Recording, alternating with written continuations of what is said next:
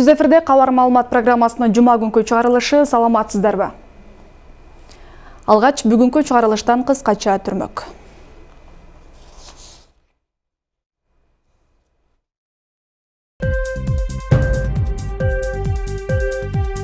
БШКга кысым болгон болсо, президент отставкага кетет. Өлкө башчы бул тууралуу өзү билдирди. Добуштардын 95% кол менен саналды. Жана анда 5% чектен 6 партия өттү. Алар кайсы партиялар? Жемкорлукка малынып колго түшкөн салык кызматынын жана транспорт министринин кызматкерлери УКМК тарабынан кармалып кызматтан алынышты.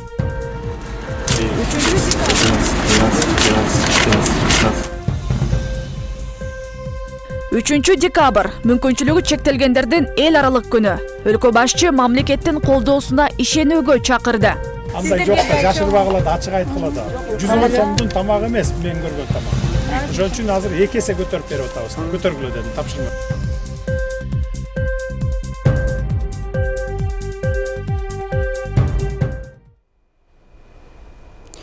Бектур Асановду УКМКга суракка алып кетишти. Бул тууралуу Ата Мекен партиясынан маалымдашты. Улуттук коопсуздук комитети буга байланыштуу азырынча комментарий берелек. Мындан бир күн мурда УКМК Азаттык партиясынан талапкер Акматбек Келдибековду да суракка чакырган. Атайын кызмат саясатчы шайлоодогу добуш берүүнүн баштапкы жыйынтыктары бурмаланганы жөнүндө негизсиз сүйлөгөн деп билдирип, муну коомдук саясий кырдаалды туруксуздаштыруу деп баалаган жана түшүндүрмө берүүгө чакырган. Келдибеков сурактан кийин Борбордук шайлоо комиссиясынын сервериндеги маалыматтарды алмаштырып салуу мүмкүн эместигине көзү жеткенин билдирген. Борбордук шайлоо комиссиясынын мүчөсү Кайрат Маматов Айыл банк ач акционердик коомунун ишмердүүлүгүндө коррупциялык иштерге байланыштуу 2 декабрда УКМКдан күбө катары сурак берип чыкты. Мен банктан 3 жыл мурун кызматтан кеткем. Биздин убакта берилген насыялар, андан кийин кайсы жетекчилер иштеген өздөрү жооп берет. Банктын 2013-2019 жылдардагы маалыматтарын карасаңар, 6 жылда 17-орундан Кыргызстандагы жакшы банктардын 3/1-ине кирген. Кайрат Маматов 2013-2019 жылдары Айыл банк ач акционердик коомунун директорлор кеңешинин төрагасы болуп иштеген. Президент Садыр Жапаров 26 ноябрда коопсуздук кеңешинин жыйынында улуттук коопсуздук боюнча мамлекеттик комитетке мамлекеттик банктардан дыйкандарга делген жеңилдетилген насыянын кимдерге берилгенин текшерүү тапшырмасын берген. Эгер шайлоо учурунда бийлик тараптан кысым болгонун БШК мүчөлөрү айтып чыкса, мен дароо отставкага кетем. Бул тууралуу өлкө башчы Садыр Жапаров жергиликтүү гезиттердин бирине берген маегинде айтты. Президенттин пикиринде добуштар уурдалды, бюллетендер жасалды деген ойлор абсурд. Кыргызстан боюнча шайлоо комиссиясынын 31 миң мүчөсү бар. Элестетсеңер, 31 миң кишинин катышуусу менен түн каты бюллетендерди көтөрүп алып чуркап жүргөнүбүздө. Азыр 3 киши менен кыңыр иш кылсаң дагы билинип калчу заман. Эгер бийлик тараптан кысым болсо, БШКнын мүчөлөрү ушинтип кысым болду, биз добуштарды уурдадык деп айтып чыксын. Мен отставкага кетип калайын деди Жапаров. Ал эми добуш берүүнүн алдын ала жыйынтыгы боюнча 5% чектөөдөн өтпөй калган партиялардын наразы болуп жатышына БШКнын катачылыгы себеп болгонун кошумчалаган.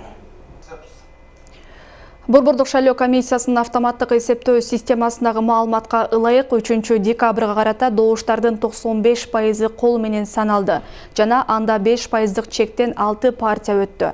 Автоматтык эсептөө менен анчейин айырмачылыктар байкалбайт. Президент Садыр Жапаров шайлоо жыйынтыктарына байланыштуу соңку кырдаал боюнча пикирин билдирип, азыр добуш уурдоо мүмкүн эместигин айтты.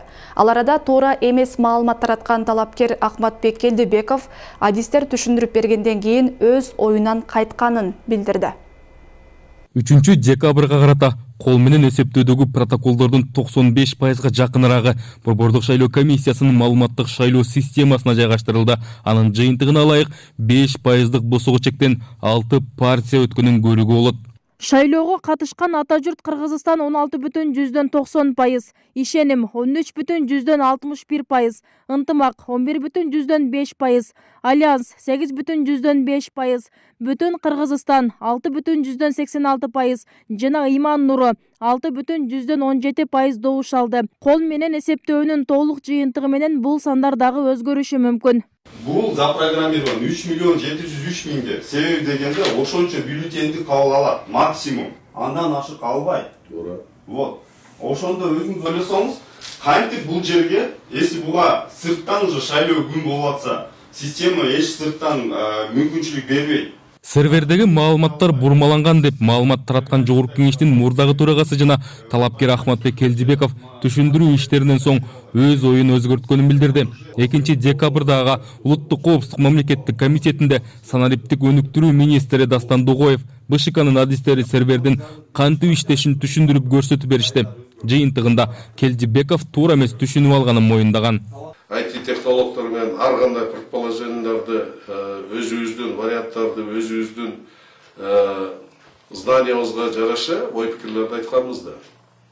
Ошол ой пикирлердин негизинде компьютерди коюп ага базаны менче залаштеткен, ал базаны өзгөрткөнгө фактически Борбордук шайлоо комиссиясынын же башкалардын мындай мүмкүнчүлүгү жок экенин вочи көзүм менен көрүп убедиться эттим да. Ал арада президент Садыр Жапаров шайлоонун жыйынтыктарына байланыштуу ар кандай такталбаган маалымат таратып, нааразычылык билдирип жаткан саясий партияларга дагы бир жолу кайрылды. Ал Арыба сайтына берген чакан интервьюсунда Кыргызстанда Жогорку Кеңешке шайлоо жакшы өткөнүн, муну эл аралык байкоочулар да эл да айтып жатканын билдирген. Добуштар уурдалды, бюллетендерди түнү менен алмаштырышат деген саясатчылардын айткандары абсурд. Республика боюнча 31 миң шайлоо комиссиясынын мүчөлөрү бар. Элестетиңиз, 31 миң кишинин катышуусу менен түн катып бюллетендерди көтөрүп алып чуркап жүрүшкөнүн. Азыр 3 киши менен кыңыр кылсаң бир заматта билинип калчу заман. Эгер элге бийлик тараптан басым болсо, БШКнын башчысы, адистери же участкалык шайлоо комиссияларынын 31 миң мүчөсү бийлик ушинтип басым жасады. Анан биз ушинтип добуш уурдадык деп айтып чыгышсын. Мен токтоосуз эле отставкага кетип калайын. Серверди түшүнгөнү деле, түшүнбөгөнү деле сайрап жатып калышты. Айрымдары элдин башын айлантып, өздөрү таблица чыйып ала коюп, сүйлөп чыгышты. Мына ушинтип уурдайт добуштарды дешип. Кимде ким добуш уурдаган болсо, аны Кудай өзү жазаласын. Бирок азыр техниканын заманы. Азыр добуш уурдай албайсың. Шайлоо күнү добуш берүү аягына чыккан учурда Борбордук шайлоо комиссиясынын маалыматтык серверинин бир иштеп кайра өчүүсү жеңилген партияларда нааразычылыкты жараткан. Бир катар партиялар муну шылтоо кылып, шайлоону жокко чыгарууну талап кылууда. БШК ал катачылыкты моюндап, анын себебин партияларга жана коомчулукка түшүндүрүп берди. Эми акыркы чара кол менен саноонун жыйынтыгын күтүүдө турат. Дагы эле мына азыр ошол утулуп калган партиялар дагы эле болсо көчөгө чыгып, жолосун азыр Борбор шайлоо комиссиянын алдына барып биз тааныбайбыз, шайлоо өткөрүш керек кайрадан деп атат да.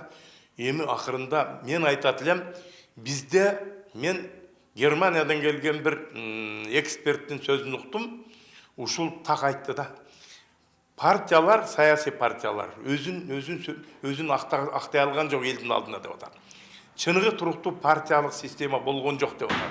Ошондуктан эл буларды шайлаган жок. Чындыгында эми мен партиялардын атабай эле коеюн, ошо мисалы ошол эле атам экен, жана башкаларды эл тажап, ошолорду мына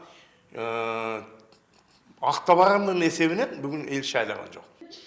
Учурда Борбордук шайлоо комиссиясынын сайтындагы кемчиликтерди УКМК менен IT адистери текшерип жатканы айтылат. Буршайком болсо азырда аймактардан келген арыз даттанууларды жеринде карап жатат. Акыркы жыйынтык бир жуманын ичинде кабыл алынат. Руслан Калматов, Шерзат Агембердиев, 7 канал. Депутаттардын айлык маянасы кайрадан күндүн темасына айланууда. Кагаз жүзүндө элде эле 25-30 миң көрсөтүлгөн менен кыйыр жолдор менен мыйзамдаштырып баскан турганына айлык каражат бөлдүрүп алганы жылдар бою сыр болуп келген. Президент мамлекеттик бюджетти оптималдаштыруу максатында бир катар орунсуз кайталанма шарттардан баш тартып, депутаттардын айлыгын азайтууну көздөдү. Президент Садыр Жапаров кече мамлекеттик бюджеттин чыгашаларын иретке келтирүү максатында атайын жарлыкка кол койду. Ага ылайык министрлер кабинети, эсеп палатасы, башкы прокуратура жана Жогорку Кеңештеги орунсуз кайталанма штаттык орундар 30%га кыскарууга тийиш. Ошондой эле депутаттардын айлык маяналарын кыскартуу боюнча сунуш Жогорку Кеңештин кароосуна жиберилди. Президенттин жаңы жарлыгына ылайык парламентарийлердин кызматтык оклады Жогорку Кеңештин төрагасы 30 миң сом, вице-спикерлер 20 7 000 сом. Фракция лидерлери жана комитеттердин төрагалары 26 000 сом. Депутаттарга 25 000 сом.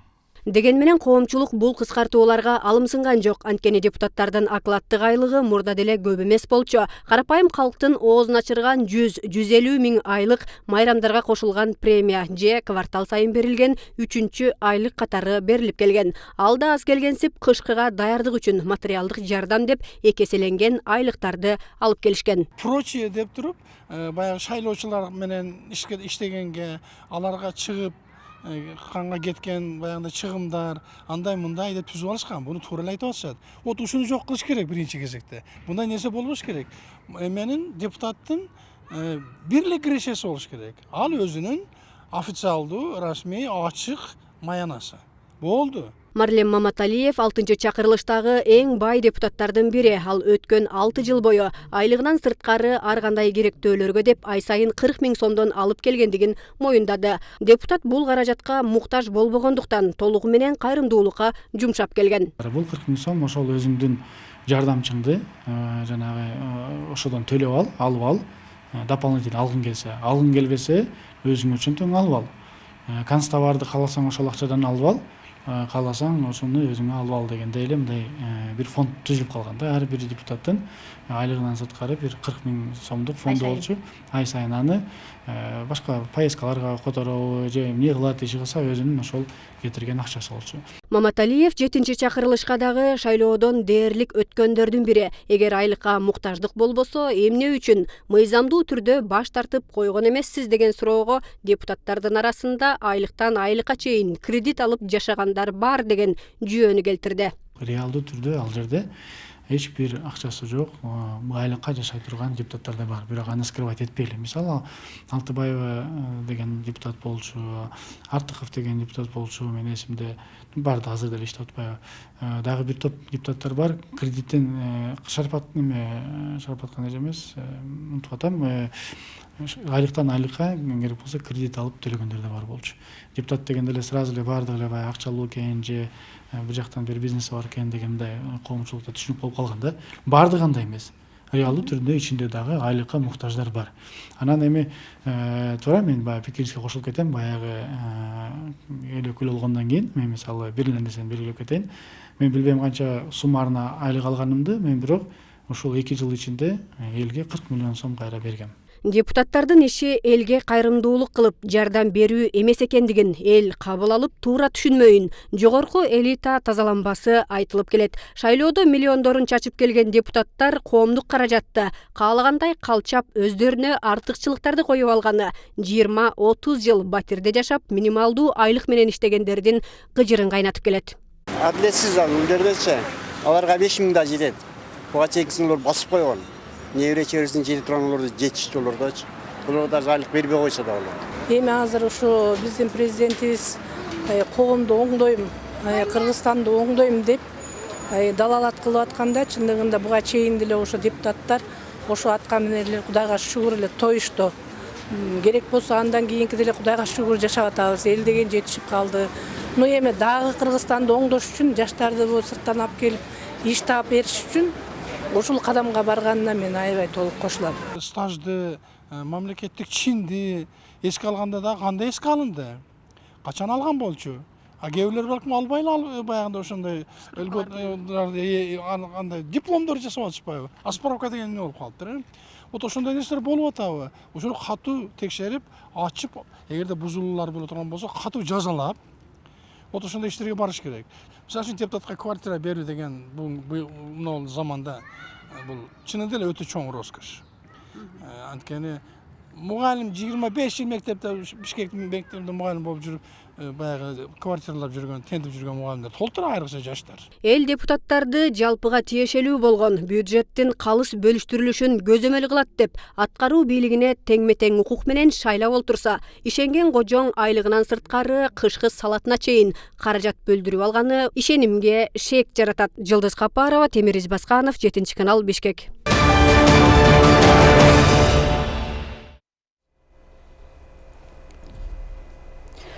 Бүгін 3 декабрда Кыргызстан менен Тажикстандын чегаралаш Баткен жана Согди облустарынын башчылары жолугушуу өткөрүүдө. Бул тууралуу президенттин Дубандагы ыйгарым укуктуу өкүлчүлүгүнүн маалымат кызматынан билдирди.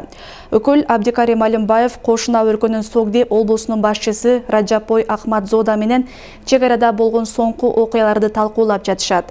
Сүйлөшүүлөр Баткендин Лейлек районунун Кулунду чегара постунда саат 11-де башталган. Ага эки тараптын тиешелүү жетекчилери жана облустук күч түзүмдөрүнүн башчылары катышты.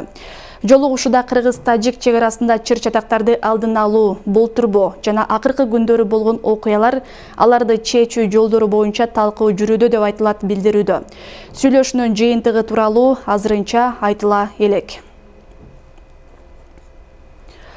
Кыргызстан келерки жылыда Түркмөнстандан электр энергиясын сатып алат. Бул тууралуу энергетика министри Доскол Бекмурзаев билдирди. Министр соода экономикалык, илимий техникалык жана гуманитардык кызматташтык боюнча Кыргыз-Түркмөн комиссиясынын онлайн форматта өткөн 5-чи жыйынында сөз сүйлөгөн. Иш-чарага Түркмөн тараптан аталган өлкөнүн энергетика министри Хаджы Мухаммед Режеп Мурадов катышкан. Жакынкы келечекте өлкөнүн өзүнүн энергетикалык потенциалын жогорулатуу, жаңы энергетикалык объектилерди ишке киргизүү боюнча иштер аткарылууда.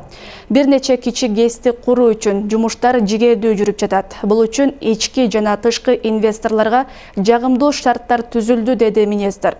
Ошондой эле Бекмурзаев президент Садыр Жапаровдун июнда Түркмөнстанга болгон расмий сапарынан кийин аталган өлкө Кыргызстанга электр энергиясын берип жатканын баса белгилеген.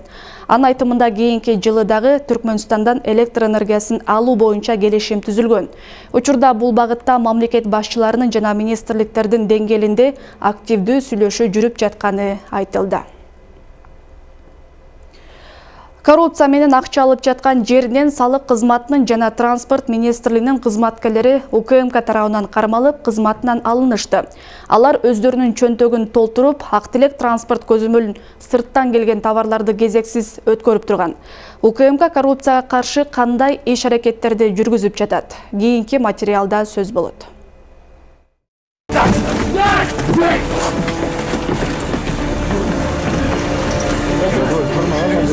2 декабрда Улуттук коопсуздук комитети тарабынан салык кызматы менен транспорт жана коммуникациялар министрлигинин кызматкерлери жемкорлукка шек саналып кармалды. Алар ЕЭП өлкөлөрүнөн импорттолгон товарларды ак тилек транспорттук көзөмөл пункту аркылуу товарлардын кезексиз өтүшү үчүн өз чөнтөктөрүнө пайда көрүп турган. ЭАЭП өлкөлөрүнөн Кыргыз Республикасына керектөөчү товарларды импорттоого коррупциялык схемаларды уюштуруу фактысы боюнча Кыргыз Республикасынын экономика жана каржы министрлигине караштуу мамлекеттик салык кызматынын жооптуу кызматкерлери, ошондой эле Кыргыз Республикасынын транспорт жана коммуникациялар министрлигинин транспорттук көзөмөл пунктунун кызматкерлери кармалды. Жогоруда аталган ведомстволордун кызматкерлери ак тилек салыктык каттоо пункту жана ушул эле аталыштагы транспорттук көзөмөл пункту аркылуу үзгүлтүксүз өтүшүн камсыз кылуу үчүн акча каражаттарын алуу фактысы боюнча кармалган. Бажы тармагында коррупция, аткезчилик бул убакытка чейин күч алып келген. Азыркы учурдагы коррупция ЕЭП өлкөлөрү менен иштешүүдө мамлекеттин экономикасына чоң таасирин тийгизип, сырттан келген импортторду толугу менен жоготуп алуу коркунуч жаратат дешет. Бажынын бардык пункттарында ак тилек эле эмес, башка достук бар, башка торгат бардык бажы пункттарында катуу күрөш жүргүзүп, бул аткезчиликке тыюу салбасак, биздин мынакей экономикалык шериктештигибиз боюнча дагы өнөктөштөр дайыма бизге ушундай дооматты коюп келет. Силерде коррупция көп, силерде контрабанда көп, ошондуктан төлөмдөрүңөр аз болгонсуп деп айтып келет да. Ошондуктан биз экономиканы көмүскөдөн чыгаруу үчүн, бюджетти толтуруу үчүн бул схемаларды жоюшубуз керек. Кармалган мамлекеттик кызматкерлер жумуштан алынды. Мамлекеттин өзөгүн түзүп, мамлекеттүүлүктү жок кылуунун бирден бир себеби коррупция экени айдан ачык белгилүү. УКМКнын маалыматында мамлекеттик кызматкерлердин бир нечеси коррупциялык жагдайлардын арты менен кызматтан кетишкен. Анын ичинде Кумтөрдөгү коррупцияны жоюп, 25 жылда $84 миллион акча түшүп келсе, 2 айда $90 миллион мамлекеттин бюджетине түшкөн. Улуттук коопсуздук мамлекеттик комитетинин кызматкерлеринин жүргүзгөн түздөн-түз иштеринин негизинде быйылкы жылы 7,5 миллиард сом бюджетке акча кайтарылды. 7,5 миллиард сом. Акыркы 10 жылдыкты ала турган болсок, акыркы 10 жылда 5 миллиард кайтарылган экен. анын 3 миллиарды башка бир эле компаниядан кайтарылыптыр да. Болгону 2 миллиард кайтарылган акыркы 10 жылда. А биз 1 жылда 7,5 миллиард кайтарып атабыз. Бул деген ар бириңерди таза иштөөгө, ар бириңердин мыйзам чегинде иштөөгө багыт алгандыгыңар деп эсептейбиз. Эгерде биздин арабызда кимдир бирөө мыйзам буза турган болсо, аны тез арада биз жоопко тартабыз. 16-июнда мамлекеттик кызматкер мыйзамсыз баюуга шектелген Алмамбет Салиевди кармаган Бишкек шаардык сотунун 2-декабрдагы чечими менен чет жакка чыкпоо тууралуу тилкаттын негизинде УКМКнын тергөө абагынан бошотулду. Алмамбет Салиев Жээнбеков өлкөнү башкарып турган учурда президенттик аппараттын жетекчисинин мурдагы орун басары болуп иштеп турган. Кеч эле сотторго киришип, прокуратурага киришип, коррупциялык схемалар менен байып, айрым бир коррупционерлердин үй мүлкүн өзүнө ыйгарып алган Алмамбет Салиевдин бошоп кетиши бул Кыргыз мамлекетинин юриспруденциясынын бетине чабылган шапалак. Алмамбет Салиевге карата справедливый возмездие болбой калды. Анан мыйзамдан бир лазейка таап, эрте бошотуп салышты. Бул андан чоң жазага татыктуу болгон кылмыш жасаган. Мен баарын окуган билем. Статистикага ылайык Кыргызстан 67%дан 80%га чейин товарларды сырттан импорттойт. Андагы аткезчилик жана мыйзамсыз ишкердиктен турган көмүскө экономиканын көлөмү ички диң өнүмдүн 37%-на барабар. Ушул шартта жаңыдан бекитилген министрлер кабинетинин өкүлдөрү салык тармагындагы чийимдерди аныктап, экономиканы көмүскөдөн чыгаруунун эсебин толтуруу иш-аракеттерин жүргүзүүдө. Нуржан Султанбекова, Темир Избасханов, 7 канал, Бишкек. Президент Садыр Жапаров ипотекалык насыялоону мөөнөтүн 15 жылдан 25 жылга чейин узарткан мыйзамга кол койду. Мамлекеттик ипотекалык турак жай насыясы жөнүндө мыйзамга өзгөртүүлөр киргизилди. Мында ипотекалык насыя алчулардын жаш курагына болгон чектөө узартылып, пайыздык төлөмдөр төмөндөтүлдү. Эми мурда ипотека алгандардын пайыздары дагы кайрадан каралып, 4-6%га чейин түшүрүлөт. Эки баланын атасы Нурланбек Жусупов 6 жылдан бери үй алуу аракетинде жүрөт. Ал үчүн атайын муниципалдык ишканага жумушка орношуп, мамлекеттик ипотекага кезекке турган. Ижаралап жашаган жаш үй бүлө бул жылдар аралыгында 9 жолу батир алмаштырышканын, улам көчүп ташып жашоо кыйынга турарын айтышууда. Жубайы экөө тең экинчи топтогу мүмкүнчүлүгү чектелген жарандар тобуна киргендиктен башкалар сыяктуу мигрант болуп турак жай сала алышпайт. Ош шаарында ижаралап жашайбыз, 9 жолу квартира алмаштырдык. Көчүп ташып жашаш кыйын экен. Айрымдар аялым экөөбүздүн тең мүмкүнчүлүгүбүз чектелген болгон үчүн квартирасын бергиси келбейт. Туугандар документтерге жардам берип, ипотекага кезекке турдум. Берилип калса жан үрөп иштеп төлөй алам. Ушул ипотекага анан эмгек стажга керек деп атайын шаарга келип, тазалык ишканасында муниципалдык кызматта иштеп жатам. Ош шаарындагы Борбордук стадиондо турабыз. Дал ушул мен турган отургучтардын, тепкич болгон отургучтардын түбүндө, башкача айтканда жер төлөөсүндө жалгыз бой 3 балалуу эне жашоо кечирип келет. Ал арзан турак жайдан үмүт артып, мамлекеттик ипотекага кезекке тургандардын бири. Стадиондун жер төлөөсүндө жашаган Галбыбы Жамилова турак жайга кезекке туруп жүрүп 15 жыл өтүп кеткен. Учурда жашы 50гө таяп калса дагы мамлекеттик ипотека алууга кызыктар. Айтымында узак мөөнөттүү, айлык акыга ылайыктуу жеңилдетилген төлөм болсо, бардык шарттарга макул. Ошондой эле өзү иштеген тазалык ишканасында ипотекага кезекке туруп, ала албай жүргөн 70ке жакын кызматкерлер бар экенин айтат. Кичине жеңилдетилген түрдө берсе, баягы төлөгүчүн балдарым чоңоюп уже акча тапканга жетишип калат эле да. Зарплата менен гана жашап келет, мен кошумча квартплатага чыгып эптеп 5 миң, 6 миң, 7 миң эптеп таап төлөсөм болот. Бирок ошону ипотека болсо, баягы үй мага калат да, бирөөгө төлөгүчөм деген оюм бар да, ошо ипотеканы тездетип алсам дейм. Бул жерде өзү адам жашаганга болбойт. Бирок айла жок жашап атам да, ным, сырыс. Кыргызстанда мамлекеттик ипотекалык турак жай насыясы жөнүндө мыйзамга өзгөртүүлөр киргизилди. Президент Садыр Жапаров ипотекалык насыялоонун мөөнөтүн 15 жылдан 25 жылга чейин узарткан мыйзамга кол койду. Буга чейин жарандар тарабынан суранычтар айтылып, анын негизинде ай сайын төлөнүүчү сумманы азайтуу аркылуу жеңилдик берүү максатта 25 жылга чейин узартылды. Биздин программага ылайыкташылды да. Мурунку программада 15 жылдан кем эмес деген норма бар болчу. аны ол өзгөртүп жана 25 жылга чейин деген норманы киргизилди. Жылдык төлөм менен биргеликте насыя алуучулардын жаш курагына болгон чектөө да узартылды. Негизги шарт жаран үйүнүн акчасын 65 жашка чейин төлөп бүтүшү керек. Мында мамлекеттик бюджеттик чөйрөдө иштегендер 4% менен жеңилдетилген ипотека ала алышат. Алардан башка бардык жарандарга 8% менен берилет. Жаңы өзгөртүүлөргө ылайык мурда ипотека алгандардын насыясы дагы кайра каралып 4-6%га чейин төмөндөтүлөт. Бул закон боюнча биздин жанагы 50 жаштан ашкан жарандар мурунку закон менен мүмкүнчүлүк болгон эмес биздин программага катышуучу болгонго. Азыр ошо аларга дагы мүмкүнчүлүк берилип атат. Кайрылса болот алар дагы. Коммерциялык банктарда ипотекалык насыянын үстөгү 17-18%ды түзөт. Салыштырмалуу мамлекеттик ипотека бир топ арзан. Мындан улам кезекке тургандар арбын. Мисалы 2020 жылы 6000 адам кезекке жазылып, алардан болгону 474 адам турак жайга жеткен. Жылдап кезек күткөндөрдүн баарына жетиши үчүн 8 миллиардтай каражат керек. Буга албетте мамлекеттин күчү жетпейт. Ага ылайык мамлекеттик ипотекалык компания эл аралык инвестор, донорлорду тартуу менен алек. Мамлекеттик ипотека алуу үчүн аталган башкармалыктын расмий сайтынан онлайн түрүндө кезекке туруу зарыл. Текшерүү учурунда жеке наамында турак жай же жер участкасы барлардын арызы кабыл алынбайт. Качан гана кезекке турууну тастыктаган СМС билдирүү баргандан соң ипотека алчулардын тизмесине кошулган болот. Роза Акматжан кызы, Мирзат Нууманов, 7 канал, Ош.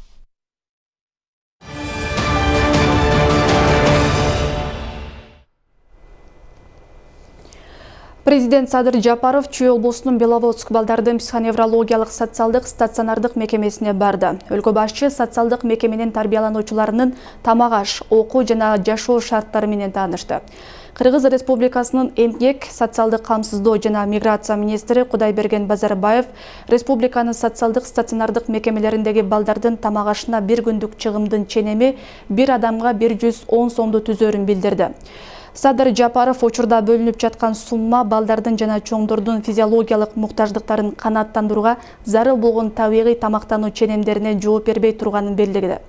Буга байланыштуу президент ыкчам түрдө өлкөнүн бардык социалдык мекемелеринде тамак аш үчүн бекитилген акчалай ченемди 2 эсе көтөрүү боюнча министрлер кабинетинин чечиминин долбоорун иштеп чыгууну тапшырды. Өлкө башчы балдарды чеберчилиги жана чыгармачылык иштери үчүн мактап, социалдык мекеменин тарбиялануучусу кийизден жасаган сүрөттөрүн сатып алды. Президент Садыр Жапаров ошондой эле Беловодск балдардын психоневрологиялык социалдык стационардык мекемесинин директору Акылбек Асановго мекемеге финансылык колдоо иретинде 500 000 сомдук сертификат тапшырды. Бир квартал ичинде запас алып туралы деп мени финансисттер ошентип мени уговор деп коюшту. А так 1-январдан деп кыйнап аттым эле. Негизи бюджетте акчабыз бар эмдиги жылы. Жетет силердин зарплатаңарды көтөргөнгө. Сиздердикин эмес, баарыныкын көтөрөбүз. Мугалимдердикин да көтөрөбүз, бүт бардыгын көтөрөбүз. Мына бүгүн балдардын эмесин көрдүм, тамак ашын. Мен келет деп жакшы кылып койсоңуздар керек эми. 300 сомдун тамагын коюп коюпсуңар. Күндө беребиз. Андай жок да, жашырбагыла да, ачык айткыла да. 110 сомдун тамагы эмес, мен көргөн тамак. Ошон үчүн азыр 2 эсе көтөрүп берип атабыз. Көтөргүлө дедим, тапшырма бердим. 1-январдан баштап 220 тамак бересиң. Балдардын ден соолугу тамактан болот да өзү. Жакшы питание болсо, баланын ден соолугу жакшы болот. Чыңалат, тез чоңоёт дегендей. Анан курсак ачып турса баланы кантип чоңоёт, кантип ден соолук болот. Анда эч качан биз балдардын ден соолугун оңдой албайбыз. Ошон үчүн ошол эле проблема бар. Башка эмне проблема? Бытовой проблема. Бүт жакшы, шарттарыбыз жакшы, бардыгы жакшы. Сизге да чоң рахмат, ишиңизге ийгилик. Сизге бүт кыргыз элинин үмүтү абдан чоң. Ишиңизге ийгилик. Рахмат сизге. Сизге ишенебиз. Рахмат ишеничиңерге. Ишеничти биз актайбыз. Ошол калаага таштап басып кетсеңиз актайбыз. Кур кол келген жокму? Кел. 500 000 сом келди.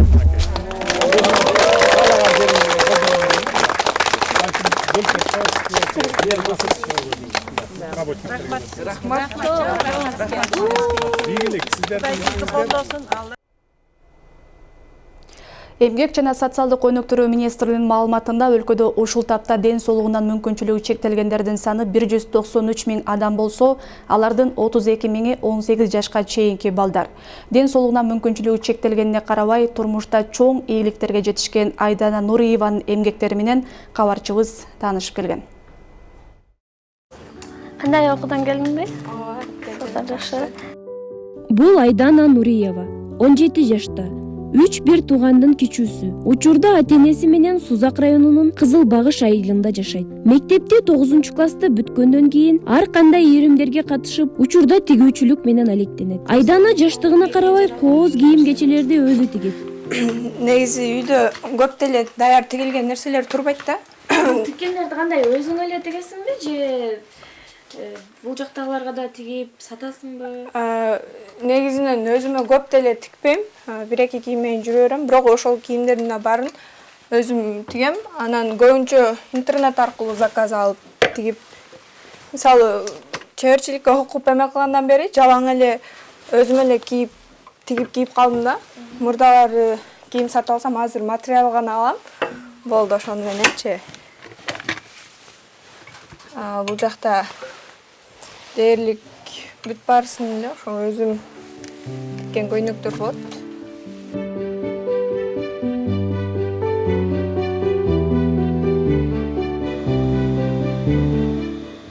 Айдана өнөрүн өркүндөтүү үчүн атайын бир бөлмөнү өзүнө ыңгайлаштырып алган. Көбүнчө классикалык кийимдерге басым жасайт. Аларды кагазга сызып отурбай, сүрөттөн көрүп эле тиге берет. Жатып эс алчу жери да ушул жер. Дээрлик күнүнүн көп бөлүгү ушул бөлмөдө өтөт. Данакер мүмкүнчүлүгү чектелгендердин коомдук бирикмесинде Айдана 1 жылдан бери мүчө. Көптөгөн сынактарга барып, кол өнөрчүлүк боюнча бир топ ардак грамоталарды алган. 9-га чейин окуп, мектепте ошо активистка болуп жүргөн, мектепте дагычы. Анан бул грамоталар мектептеги эле алынган, коомдук иш-чараларга катышкан грамоталар. Анан бул эң эле сыймыктанган грамотам ошол ыраазычылык катты апама беришкен да. Бул 3-класста айтор жыл сайын грамота алчумун. Жаштайынан түрдүү кесиптерге кызыгуусу курч, активдүү кыздардын катарында болгон. Анын өзгөчө жеке ишкер болсом деген ниети бар.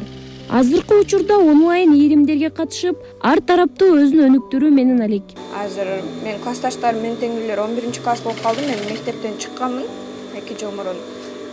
Ошондон бери эле ушул швейныйга окуп, дагы башка курстарга окуп, негизинен жеке өнүгүү менен алек болуп, ошол коомчулукта эле жүрөм. Атайын бир курс же коллежге окуган жок. Бир тарабы шарт болбоду, бир тарабы өтө күчтүү каалоо деле болгон жок окуганга. Айдана өзүн башкалардан алсыз эмес күчтүү катары сезет. Тигүүчүлүккө болгон кызыгуусу, келечекке болгон арзуулары аны дайыма чыйралтып турат. Интернетти, анын ичинде социалдык тармактарды жакшы колдонгон үчүн көпчүлүк кардарлары ошол жактан чыгат. Жөн эле статуска эле койгом. Алгачкы жолу тиккенде ошол 1-чи юбканы практика кылып өзүм тиккем да, окуп атып. Анан 2-чи юбканы ошол статусума коюп, кимге юбка тигип берейин деп эме кылсам эле эжелер жазып, мага деп ошентип, анан даже мен окуганга үлгүрбөй эле заказ менен эле болуп кеткен да. Интернет аркылуу кардарлары менен байланышып, коомго аралашып, өз сүйгөн кесиби менен алек болгон Айдананын кол өнөрчүлүктөн сырткары да көп кырдуу талант экенине күбө болдук. Чыгармачылыкка кызыгып, ыр жазууга дилдар кыз кээде 4 сап ыр арнап, арноо тилектерин жазып турат. Суроо берсем өзүмө, жүрүп турмун тоо ташта, тоодон түшсөм көрүнөрү жарыктык, келбептир да башыма. Ылдыйда бирөө бакырат, колун сунуп чакырат. Мени карап турат да жарыктыктан кеп салат. Тагдыр адам баласына ар кандай сыноо берет. Аны ар ким ар кандай кабылдайт. 17 жаштагы Айдана ал сыноолорду бекемерки, жашоого болгон аракети, тилек максаттарына жетүүгө болгон кыялдары аркылуу жеңип келет. Анын билим алууга болгон умтулуусу, жашоого болгон көз карашы көпчүлүк аттуу уулдарга үлгү болчудай. Биз да өнөрлүү жана таланттуу кыздын тилек максаттарынын ишке ашуусуна тилектешпиз. Нуриза Романова, Шерзат Эгембердиев, 7 канал. Мас абалында уна башкаргандарга жаза күчөтүлдү. Эми алар айыппул төлөйт же 30 сааттан 40 саатка чейин коомдук иштерге тартылат.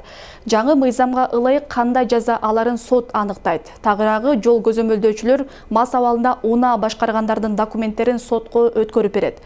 Мыйзам 1 декабрдан тарта күчүнө кирди. 1 декабрдан тарта мас болуп унаа башкаргандарга жаза күчөтүлдү. Ага ылайык мас айдоочуга 175 эсептик көрсөткүчтүн өлчөмүндө 17.500 сомдук айыппул же 30 сааттан 40 саатка чейин коомдук жумуштарга тартылат. Эгерде шалаакылыктан мас абалындагы айдоочу жол кырсыгына кабылса, ага 20.000 сом айыппул салынат же 3 суткага камакка алынат. 1 декабрдан баштап жаңы мыйзам боюнча мас абалда автоунаа башкарган айдоочуларга карата жаза чарасын азыр шаардык сот карайт. Мындай айтканда сотко жөнөтөбүз протоколдорун. Мурдагы эски мыйзам боюнча буну биз гаиде өзүбүз карачубуз. 17.500 сом штрафты салып туруп карайт болчук. Азыр жаңы мыйзам боюнча сотко барат. Айыппул дагы салынат? Айыппул салынат и 40 саатка чейин коомдук иштерге да тартылат. Айыппул жагы да сотто каралат, 40 саатка чейинки коомдук иштерге тартуу жагы дагы сотто каралат. Бүгүн үчү мындай катталдыбы ошондой жарандар мүмкүн 3 күн? Түнкү рейдтик учурунда бизде кармалды. Бир азырынча азыр материалдарын чогултуп атабыз сотко. Бүгүн 5ке чейин жиберип калабыз буюрса. Кыргызстанда кан жолдордо акыркы күндөрү адам өлүмү менен аяктаган ири авто кырсыктар көбөйдү. Анда айрым айдоочулар мас болгону аныкталган. Мындан улам аларга карата жазанын күчөтүлүшүн жалпы коом кубаттап жатат. Жай мезгилинде да өлкө башчы Садыр Жапаров мас айдоочуларга карата рейдти күчөтүүнү тапшырган. Андан бери байма-бай рейдтер жүрүп жатканы айтылат. Бирок ага карабай мас болуп унаа башкаргандар былтыркы жылга салыштырмалуу көбөйгөн. Жол кырсыгы Ош-Бишкек жолунда көп катталып, адам өмүрүн алган учурлар да көп кездешүүдө.